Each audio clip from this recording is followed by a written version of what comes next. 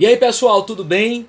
Eita, novamente estamos aí na metade desse grande projeto e hoje sejam bem-vindos ao tutorial que tem como objetivo fazer uma reflexão sobre um dos maiores acidentes envolvendo energia nuclear na história, que foi o acidente de Chernobyl, né? O acidente de Chernobyl aconteceu no dia 26 de abril de 1986, certo? Na verdade, foi na usina, né, V1 Lene, certo? Na cidade de Pripyat, certo? A 20 km de Chernobyl, né, que pertencia à União Soviética, certo?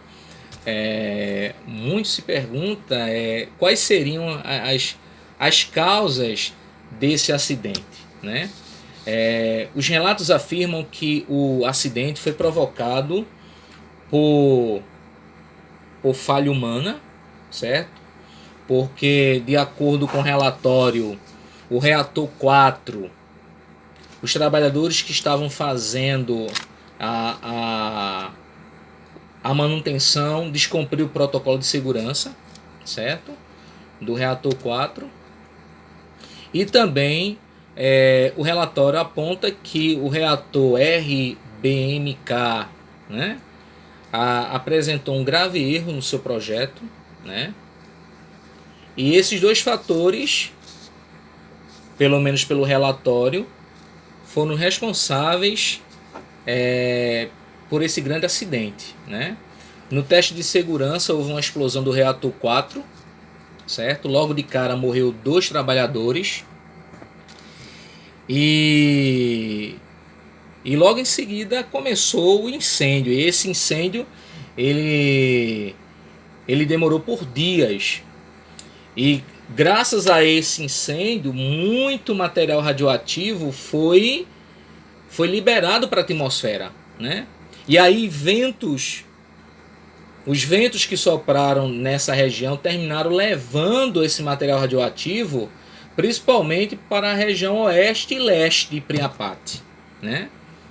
E os documentários afirmam que esse material radioativo ele na verdade ele se expandiu, chegando aí na Polônia, na Áustria, Suécia, né, na Bielorrússia.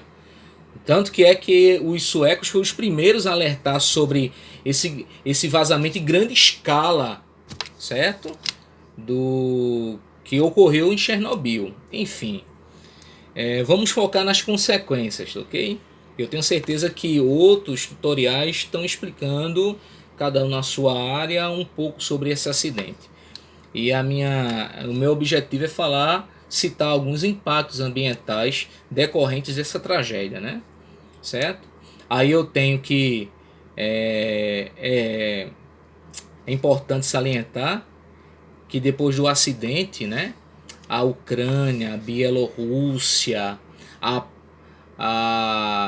a própria população russa, né, começou a pressionar o governo na época, Mikhail Gorbachev, a reforçar a segurança em relação às usinas nucleares, ok? E aí quando a gente vai para as consequências ambientais, nossa... Só para você ter ideia, 60% do material radioativo, né, se concentrou no território da Bielorrússia. Ok? O país perdeu cerca de 264 mil hectares de terras agricultáveis, né, por conta da radiação. Veja que tragédia. Eu tenho toda essa área agricultável atingida pela radiação, ou seja, o solo está contaminado, as plantas estão contaminadas e quem se alimenta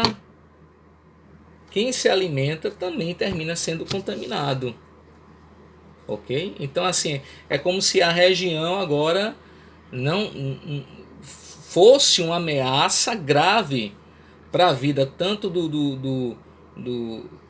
dos vegetais, dos animais e do ser humano, com certeza, certo? Além disso, 1/4 das florestas da Bielorrússia foram contaminadas. Imagina o ecossistema como ficou dessa região, né? E atualmente cerca de 2 milhões vive no território contaminado.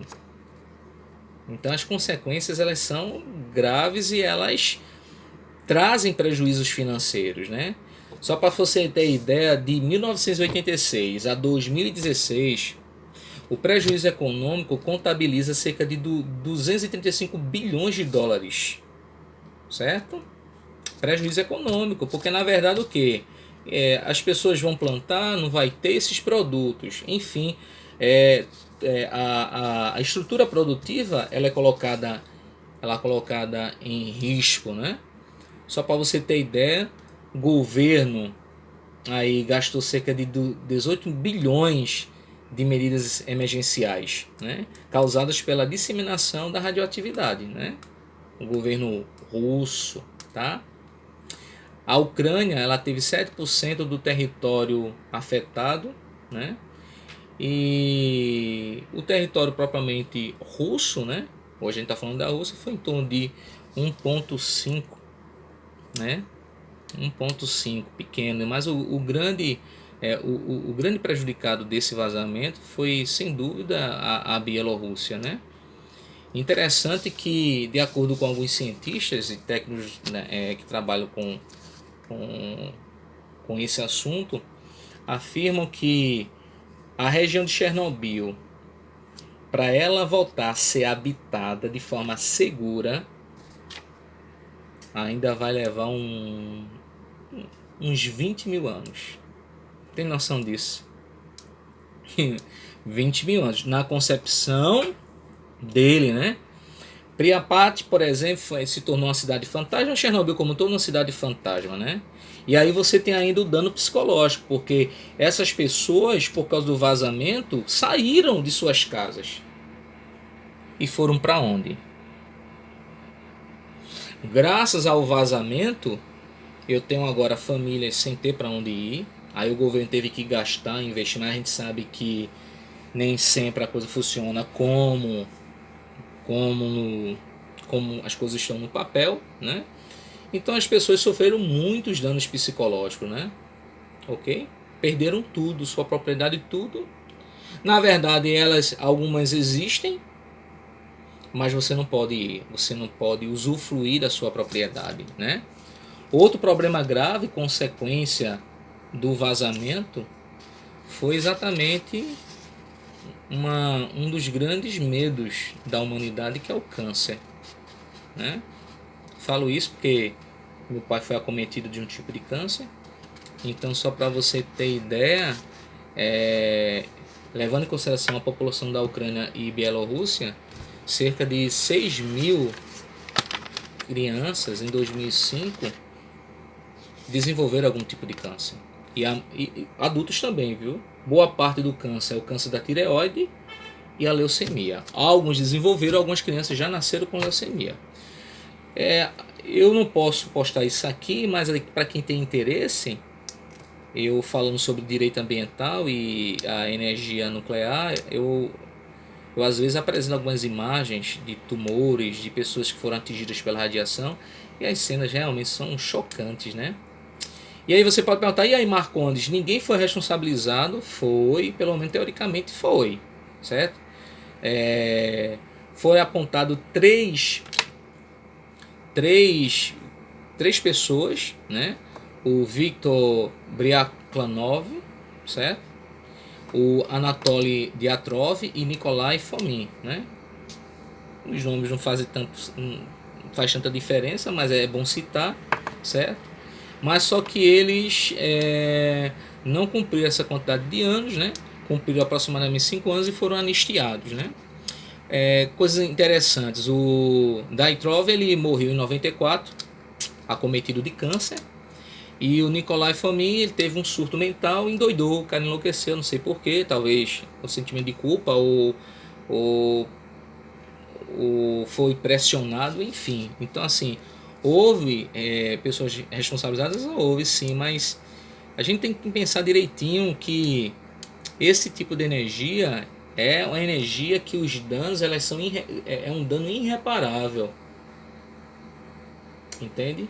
Então, quando um Estado, um governo, sei lá quem for, desenvolve esse tipo de atividade, que é trabalhar com fonte energética, a energia nuclear, existe a responsabilidade civil, a civil, a administrativa e a penal.